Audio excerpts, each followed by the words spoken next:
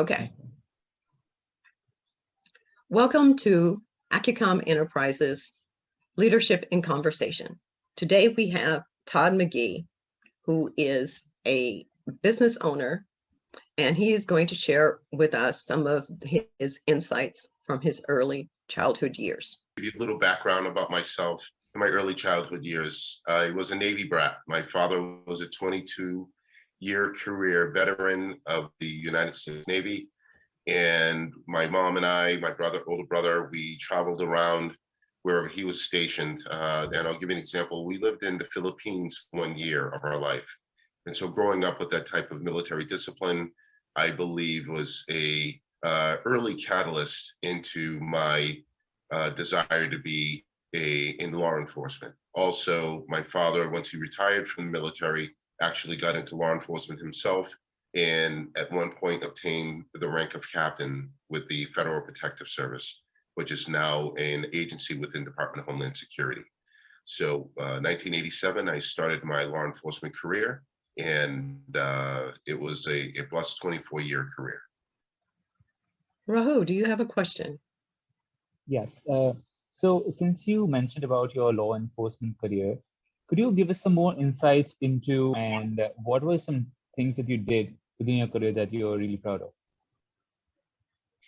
Sure. My career over a 24-year span ranged from working inside of a state police barracks, doing patrol functions.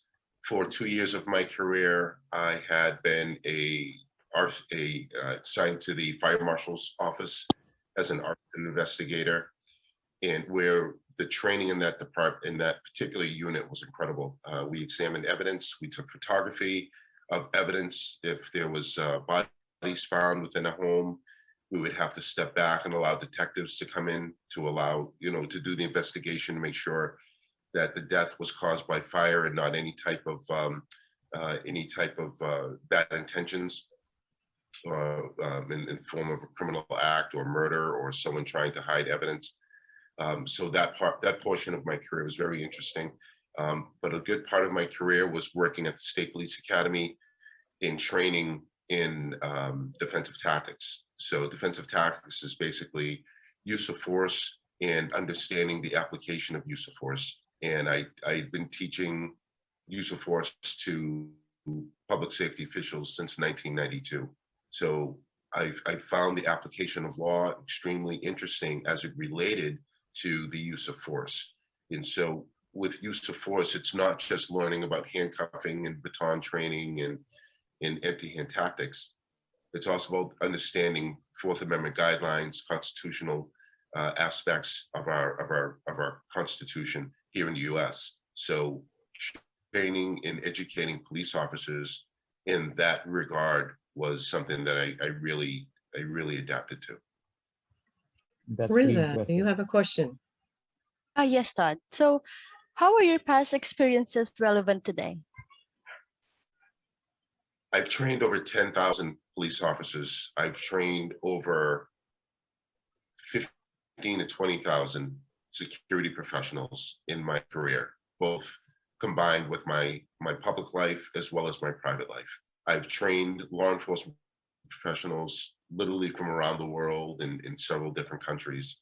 And I believe that understanding not just the application of law, but how to understand physiology, the physiological changes that happen to individuals under stress, fear, and anxiety are contributors to understanding why people don't comply. We see in the media a lot of different incidents that are happening around the country, and one core common issue is that individuals are not complying, and I believe there's a scientific reason for that. Would you please enlighten us for the scientific reason? Sure. Under stress, we first have to understand the human condition as it relates to stress, fear, and anxiety. And most people have heard of something called fight or flight.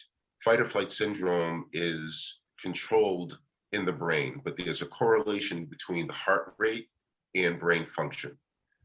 As it relates to the heart, once an individual reaches 115 beats per minute, our fine motor skills begin to deteriorate. Blood leaves our extremities and starts a process of moving towards our large muscle mass areas. At 135 beats per minute, our complex motor skills begin to deteriorate, anything involving hand-eye coordination. And then lastly, between 135 beats per minute and 175 beats per minute, our body has not been prepared for fight or flight.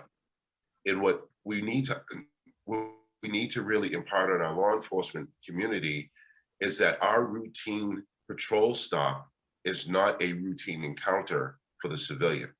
So that in alone in of itself is a stressful event, and that is enough to start the heart rate to increase and start moving towards fight or flight.